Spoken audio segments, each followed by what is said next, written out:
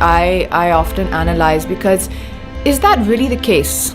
Or are we just so scared under what we think is the confines and the definition of how we're supposed to look?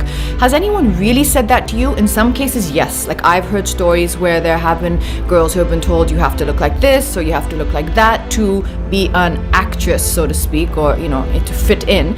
But beyond that, even if someone has said that to you or had said that to you, you gotta be brave enough to go out there and say that, no, I want to look how I want to look, and this is me, and this is who I am. Oftentimes, if you are clutter breaking and if you get out there and make that impact being unique, you're gonna last a lot longer, and you're gonna find your own position, and that position is not going to be easily replaced or be filled by somebody else so easily.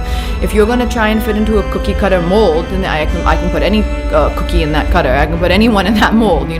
If you're going to try and be unique and true to yourself, you're going to be much harder to replace. You have to be able to have that confidence that me as I am adds value and adds something.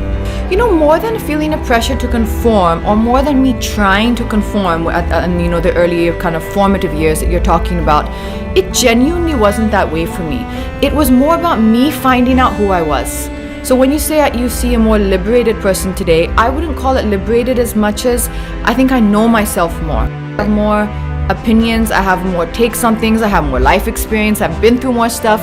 In my earlier years, touch wood, I was having a blast. I was going on film sets. I was having the most fun you could imagine on my film set. What people may see or have taken as, being safe was not being safe. It was honestly just being a little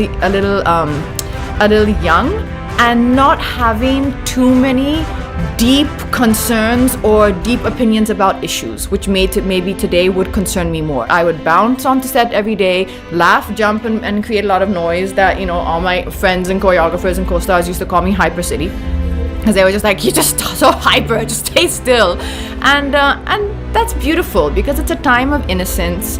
It's a time where you're not thinking too much, you're not calculating too much, and we still have that today. And I don't mean that that's not there today, but I'll tell you what has set in a bit. I feel that everyone's a bit more grown up and professional now.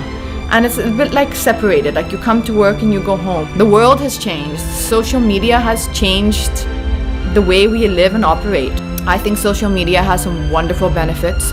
It's given me a platform to my audience and to connect to people when I felt I really needed it. Do not compare yourself to anyone's life that you see on social media, because you're seeing the showreel of highlights, whether you call it a highlight or a carefully cultivated, showreel of how their life looks. You're not seeing the behind the scenes. You're not seeing the other moments. Am I also guilty of that in a sense? Yes.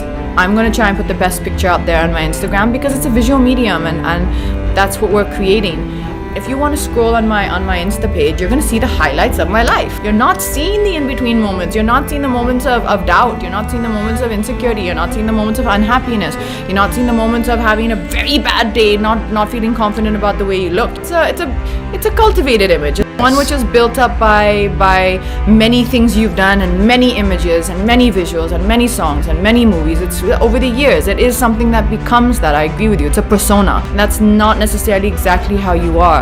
So I'm in a space where I think I reflect a lot on what I've done, what I've done in my life in the last quite a few years in the industry. Everything that's happened. This last year has been a very you could say tumultuous year in a way for me. A lot of changes in my life, and I think whenever there are big changes in your life, you do reflect a little bit on what you have done in the past, what has brought you to this point, whether it's good or bad. And I think what that does is it kind of starts to force you to look inside and kind of see what are the things that really matter to you and what do you really want at this point in your life, because it's not as if you're just starting out in your career and everything is all stars in your eyes and big fancy dreams. Or if I'm speaking for myself, I had a lot of dreams and visions which I was fortunate enough and lucky enough to achieve. I think the world has changed when it comes to that. I think the world has changed where it comes to that, and it's no longer about an ideal of beauty. It's about being an ideal of yourself. It's about being the best that you can be.